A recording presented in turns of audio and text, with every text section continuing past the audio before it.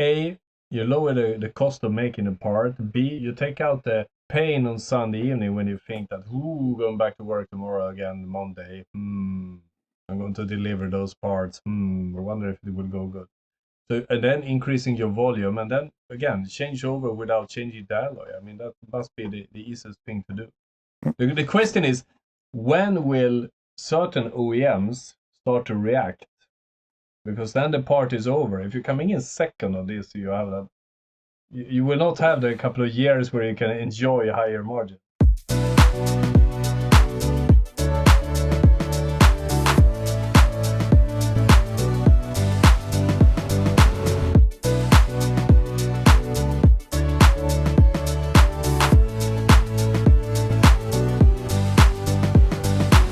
Hello and welcome to another episode of the Goldcasting Podcast. Today we will do a quick review because 6 months ago, approximately, we did an episode which parts or which nominations to grab in 2024. Now it's going towards the end of 2024. I want to see how it is going on that and also open up some opportunities that you can start basically tomorrow. Stefan, what are these applications? Yeah, we were speaking about a couple of them. It was the CO2 system, CO2 compressors. We had a high thermal conductivity field, which is pretty much thought of as a telecom field, and then we had a large thin wall chassis parts. And now we have a new one that we call the 2 to 6 project, which is kind of an immediate thing to do and to grab to increase your margin. But let's summarize what happened. I mean, the CO2 compressors, you know it, Fabian, I know it. It's going pretty good out there, isn't it? Yeah, it depends on which side you are. So, giving you some background, the EU said that in 2026, the F-gas ban is coming. Their idea is to take all fluorine gases and take them out as they are damaging to the ozone layer and to the environment. So, when you take these things out, our climate gases we currently have in our climate systems in the car are based on R134A, which is also fluorine gas. Now, if you want to get rid of that, you have to get something else. Most of the applications that have to go to is CO2 because it's a smaller molecule. So to have the same efficiency or even reach higher efficiencies, you need a higher pressure. And with the higher pressure and a smaller molecule comes the problems because high pressure die casting starts to be like a sheet of paper holding back water. It doesn't work. But the interesting thing for the industry is that they are striving to keep their, how should I put it, industrial infrastructure, meaning having a bunch of die casters doing the components. So instead of, if you would like to go to forging, for example, imagine the capacity need you will have for all cars to 2026 to be built up. There's 3 pieces of them. I mean, it's 285 million parts yearly. That is a challenge, I would say, is that why people are seeking to go into using a die casting machine than with the addition of a real casting unit. Now, what are we seeing then, Fabian? We see a lot of projects running. We see a lot of projects running. I'm a bit surprised that some of the current system integrators or tier ones making these climate compressors don't even flinch. And it's end of 2024. In less than 1.5 years, you have to have a new system. And in automotive, that's basically tomorrow.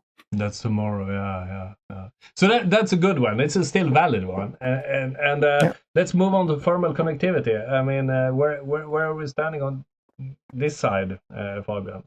On this side, it's the same thing. So our electronics, they get more efficient, but at the same time, the power that they consume increases because you get integrate more things, more services to run, or for the 5G antennas, you want to get a higher range. 6G is coming around the corner. So there is a need for higher thermal conductivities to get the heat out. The same is for all the other things. We have another effect. Again, the EU said CBAM is coming in 2026 as well. So everything is taxed according to its carbon footprint when imported into the EU. And a lot of lightning fixtures are produced somewhere in Asia, mostly China. So they have quite a dirty aluminium And also, they have also quite a long distance to travel. So for a small part, the tax amount is quite high. It So is. sustainable solutions within the European Union are basically still up for grabs, and the chance for small die casting machines as the LEDs itself don't get bigger. Exactly. I mean, we see a bunch of parts in production, in volume. We see a number of OEMs. We see a steady influx of more and more interesting projects slash customers slash customers. I think it's fair to say that we were right half year ago, and I think it's fair to make a bold statement that this will probably double in capacity in 2025, 2026. I think so. Also, for these applications, you need always both sides. You need to have someone that can produce it, and you need an OEM tier 1 that designs for it. Yeah, but the thing is, this is to 70% a market outside automotive. And that means no PPAP. Or a lesser PPAP. So between discussion and first invoice a component, you can actually do it within 1 year. So yeah, that would rule out most automotive foundries, as their processes are not up to speed. Yeah. Then we have those large, thin-walled chassis parts. I mean, beloved children has many names, as we say in Sweden. We can call it gigacasting or megacasting or rear floor or battery boxes or front underbodies. Giant castings, hyper castings. They are still going, and as we heard it in one of the last podcasts, there is no going back. That will be the future, especially if you want to have more flexibility in your volumes. But there is still a threat, right? I mean, that's why we made this episode business up for grabs, nomination up for grabs. I mean, it is actually the new way of building cars that is putting a lot of machines out of business, having free capacity now. So dear listener, that's why we're talking about this. So I would say it like this: gigacasting, megacasting. It's a theme for itself. Let's run a special theme on it. So let's move into the A380 226 project. Have you understood what we are meaning about this? Basically, we are now talking about projects that are the baseline for whole foundry industry.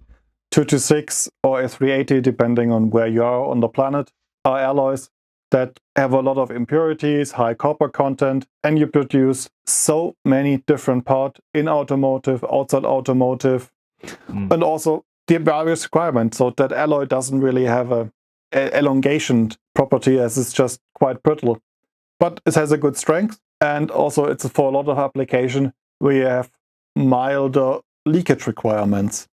And these are quite big parts with a lot of inlays, outways, like, for example, gearbox housing, valves, or pumps, or whatever. That's true. There's a big pile of these parts. Not all of them are suitable for changing over to real casting like that. But I would say 5-10% of them have either of two things or both. One, high tool wear, and the second, having porosity requirements or quality defects based on porosity levels, and especially drivetrain products. And if you take those two in combination, you can actually see that you easily make €1, €1.50 in saving. That might not sound like a drama, but most of these parts are going in millions. So, end of the day, there's actually a big saving to be made. And that saving is, of course, dear foundry guys, your margin, at least. Take away the risk. Make it easier. Make your life as smooth as possible. Because if you have that all the time, the threat that your end customer will put a queue help warning on you and you have an issue getting new business in, it's a stressful situation. And you're not getting better because you're just running after new threats and new requirements, additional checks, and you're very easy to add more money to your part to ship it out than you're actually making with it. And now that's a solution to get rid of that all. Yeah, you have all this stuff, you deliver and then you have a defect and then you have the sorting that you have to pay from an external firm and then yada, yada, yada. I mean, the cost that you see on this, I don't think anybody actually has the right price tag of this cost. So imagine imagine the margin increase if you go from 5 to 0.5% of rejects, for example. That's nice, but the big pile of money will probably be having an organization that's not tied up with the customer all the time because of a quality defect here and there. So if you're running pump houses, you're running something with a leak rate, you're something with a porosity requirement here or there. If you have some valve bodies that are eating your tools, you probably have the same problems. This is probably very easy. And the thing is, you don't change alloy. So in principle, you should be able to just do the switch by yourself tomorrow. But I think we have to dive into alloy change, because if you're ever following me or Staffan, you learned with Goldcasting you have to lower the silicon content because you need a larger solidification interval. How is it in that case you don't have to change the alloy? These alloys start 7.58% silicon. There's still a melt interval, as we say, that is enough for making a very castable slurry. That's the whole point. That's the whole thing. So in short, it works. And that means, especially for you, having to change the alloy is the biggest problem when you say to your customer, hey, you have that part, we want to change the alloy. It's a lengthy process and it definitely takes years. But if you say, hey, we just have to change our middle point of the specification to the way lower end, it's still the right spec, nothing to change. You just have to call your supplier saying, hey, we're switching over to a lower silicon content, and you're good to go. Yeah. Everything else runs as before. You had the machine, you qualify the process, easy peasy, and off you run, and then you can feel like Mario jumping around, collecting the coins with each part you see. Maybe you shouldn't do the sound. Bring! I mean, it's fun for the first 10 minutes, but your whole office will hate you after 3 days of sounding like Super Mario, but it will be great. One kind of interesting thing, though, is, are we just speculating? And right now, I would say we are. We have a few parts that go in decent volumes, like 20,000 a month. They are doing good. The thing is, why we have this episode is that we see a great number of trial castings. And that tells me a half year after this will probably open a market. And the lower the thresholds, the faster the development of the business will be for us. So that's why I felt that maybe we should have this episode now before Christmas this year, because next year I think it will be rock and roll on this. Yeah, especially when you look at the whole environment. We see, especially in Europe, automotive is really struggling. We've seen insolvencies from the first foundry groups. VW is now stating that they want to close shop in several plants and tune down everything. So that's going to hit you up if you want it or not. And they don't care how long you've been supplying. So what you're saying is the increased margin I was speaking about is actually staying alive, having a contract with Volkswagen, because the price pressure will be that hard. Price pressure is coming, or they get nitpicky, looking at more detail to find certain things to get a cash back on their purchasing. It's always the same. As soon as there's a downturn, the cost-cutting programs start to kick in, and they try to get as much money from their suppliers. But it's quite interesting that Volkswagen is speaking about closing shop. I mean, then it's serious. Then it's heavily serious, especially how invested the state and all the labor organizations are in that company. Yeah, it must be serious business when Volkswagen is speaking about closing shop. Or they're going to test how far they can go. So, we say we close that many, and then they see how much pushback there is, and then you find a middle ground. It feels a little bit like Maggie Thatcher in the UK in the 80s, when she took the fight with the unions, and closed the coal mines in Wales and all these things. I mean, it was demonstration. It was pretty ugly for a couple of years. Yeah, but it has to be ugly for a short amount of time, that it can get better afterwards. Because if you look at VW and all the companies associated to that, their sales volume go down and down and down and down. The prices go up, which causes the sales to go down even further. And that's not just the EVs, that's throughout the whole portfolio. And then you have the same amount of people producing fewer cars. How is that going to be better? But you know, I thought I'm a Swedish guy. I thought his union thing was very Swedish, and that it was a little bit less serious in Germany. But it seems to be stronger in Germany than in Sweden. In Sweden, the EF Metall, as they are called, they will never ever state something like the quotes I see from the German union clubs that are saying things like almost like we rather go to war than actually close something. Yeah, I think at VW it's a bit special, as there is a 20 or 25% stake of the state that is always on a left-sided government that is very tied to the unions, so a lot of the board members are union members. Yeah, but maybe these guys also want to have a job. I mean, otherwise, Volkswagen will go bankrupt. Yeah, or the state has to bail out another company that is not able to survive afterwards, and you just burn a lot of money. And as we all know, Germany is the one country with the highest taxes. I thought that was Sweden or Denmark. Now there's always a battle between Belgium and Germany, but it's not just the taxes, it's also when you count in all the social securities. But if you count all that, I don't think Sweden is world leading, because on the paper it seems that I have a less serious tax. But if you take everything else into consideration, it's normally Sweden or Denmark that are fighting for the first place. I mean, it's not a gold medal you want to have. No, definitely. Also, probably that gold medal is hollow in the inside.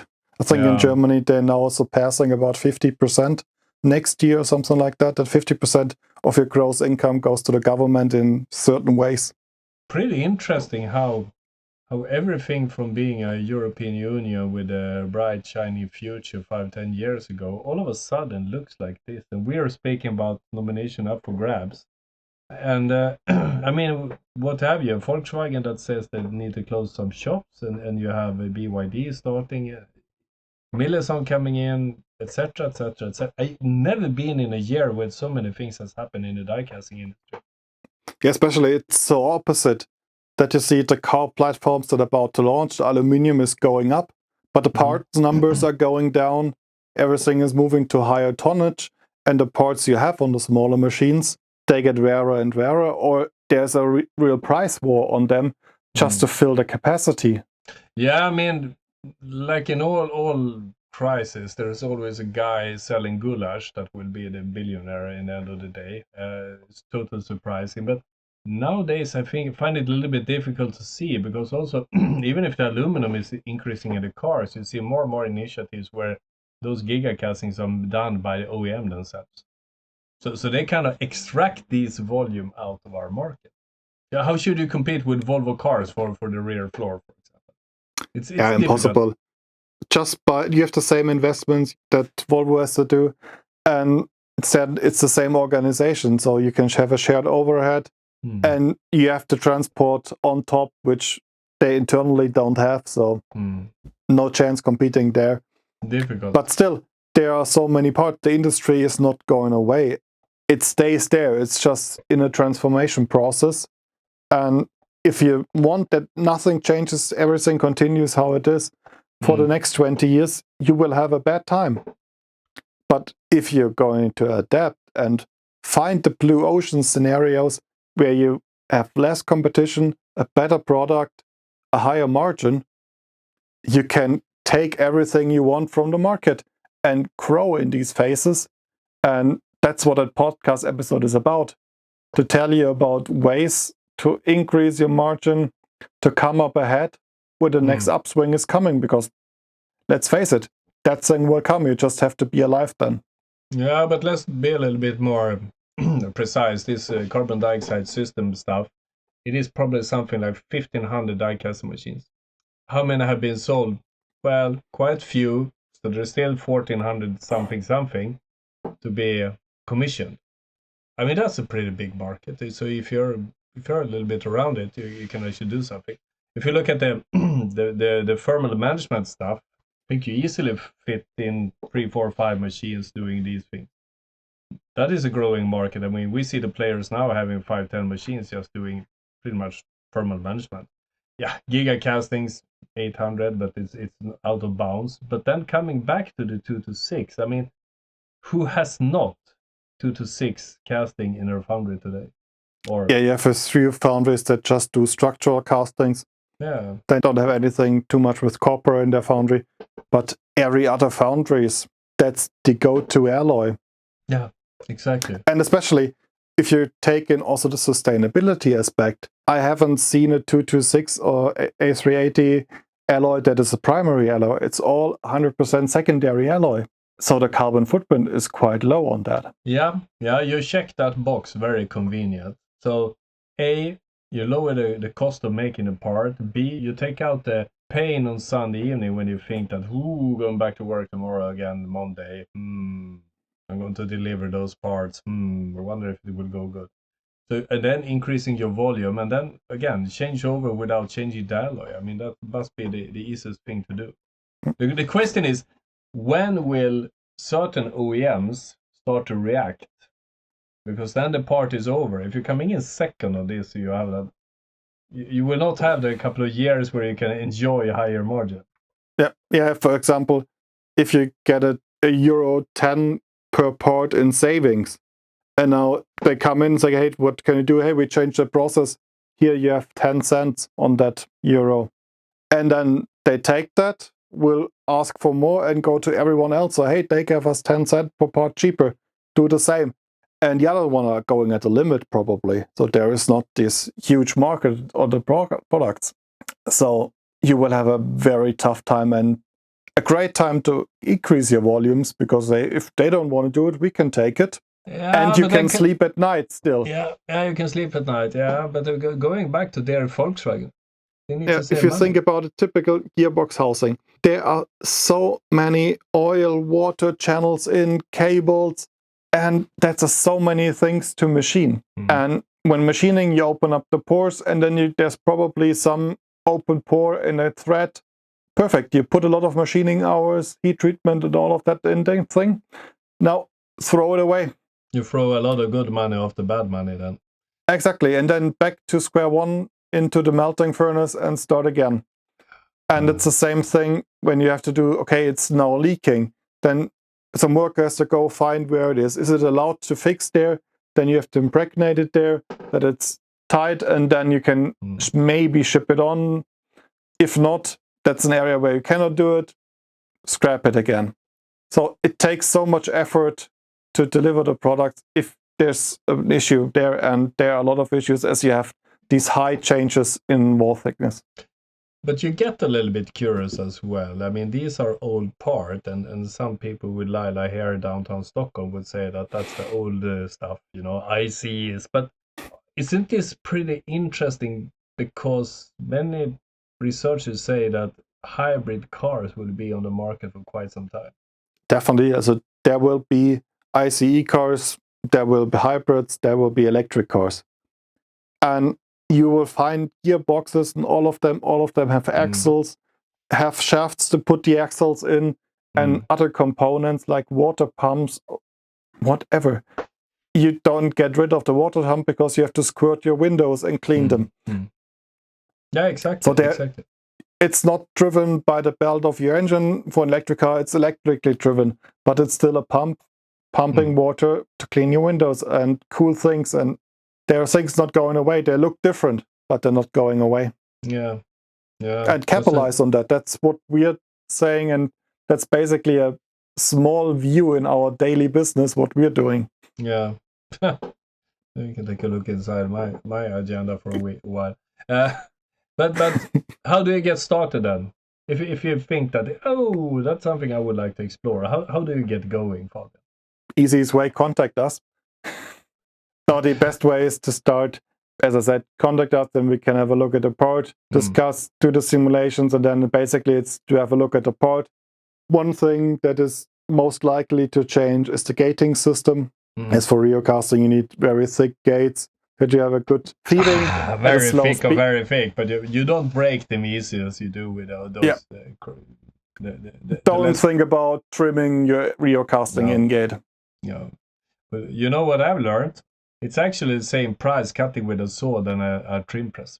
Interesting that saws are that expensive. Don't think so. Depends on where you are and how you manage it. But those trim presses are not without any problem. or you have to call our friends from Hypertherm and get a plasma cutter from them. That I hope to do over a steak in the US in a few weeks. Yeah, or you already did that. Yeah, I think so. That's a small campaign. I would like to have that Jedi sword, walking around in the fountain, and boom, boom, and then everything falls to pieces. It sounds pretty cool. So anyway, easy to get started. The business is laying there. The other nomination up for grabs, still valid. Just moved on a little bit more market to grab. So what are you waiting for? Also, it's a perfect training ground. You know the product, you know the customer, you know all the processes. You're just adding one more step. That's a pain relief. And when you then start, okay, we want to do also the F-gas ban CO2 compressors. That's a different level. That's way up higher in the food chain of casting products. But you got the experience done with the Rio casting, and now you can level up that and use the experience you gained from several hundred parts into that and succeed there as well. And then now you have a totally new area of business, which is, as you said, several hundred Hyper die casting machines in the world. I mean, imagine if you call someone like Volkswagen that's launching a big juicy program for cost saving, and you say, hello, I can lower the cost of this one. Do you think they would say no? I don't know. Yeah. It depends who you call. There probably someone, for them, the specification is more important than the outcome. It will come a time when they will be more like our dear friends in China, believe me, because that's the competition and someone has to adapt. Maybe both have to adapt to meet in the center of it. Or also the Chinese guys to avoid to have recall situations and stuff like it. But they will adapt from both sides, believe me. Yeah, it's needed because you don't need everything perfect to the 10th of the millimeter in areas where it doesn't matter. But on the other side, you have to have an overall quality standard that you are safe in your vehicle. But I mean, you can make quite a list of people that has really, really stubbornly cling to their principles. And where are they now? Templar Knights? Anyone? Yeah, also you can see there were a lot of building horse carriages was a big industry when there was horses. Do you think how many of them went into producing cars? Zero. I knew that. And the guys that were shipping ice, for keeping food cold when the refrigerator came. I mean, yeah. So stick to your principle if you like, but I think that is one of the biggest risks toward your business. And also everybody's now talking AI will take that, and AI will never deliver the cooling media into your battery and will not screw out your windows. These parts stay, whatever you do. And with more AI, more computing power, then you can sell more heat sinks. Yeah. So what's the problem? Use it to your advantage. Yeah. Absolutely. So, a small episode about like a periscope up if you're a submarine captain. Where are we with what we stated about the nominations up for grabs? Seems to be pretty good, I would say. And now we added another one, the 2 to 6 project. Reach out, call us, give us your opinion. But we see that this is something that is going to run pretty fast next year, given the circumstances. So that's it. That's very easy to make your A380 projects fly. It is. And also you can have also a look on the other side of the curtain and peek a bit into sand die casting. It's just a small difference. They are a bit lower than silicon, and they're still the same thing, high wall thickness parts. If you don't have an inner core, there's nothing stopping you to taking that as well. No. When you start to implement the Rio casting process. And then in that case, keep the alloy that's currently running in sand casting. That works in Rio casting and hyper die casting. You will kill your tool within a few thousand shots. Yeah, there you go. Then you actually have two things to speak with your purchaser about. So I mean, there are some good stuff here. Anyway, so happy to have everybody here. Thank you for listening. It will start to come more and more interesting episodes. We have a nice lineup of interesting people where we are interviewing very interesting people, both from car makers but also from producers. So stay tuned, stay alert, and again, as always, send us your ideas what we should talk about. We're happy to have that. Definitely. And also, if you need support, contact us. Our contact information is in the show notes. And then I can just tell you, thank you for watching. Follow and subscribe, and then we'll see us in the next Gold Nugget in 2 weeks. See you then. Thank you. Bye. See you. Bye.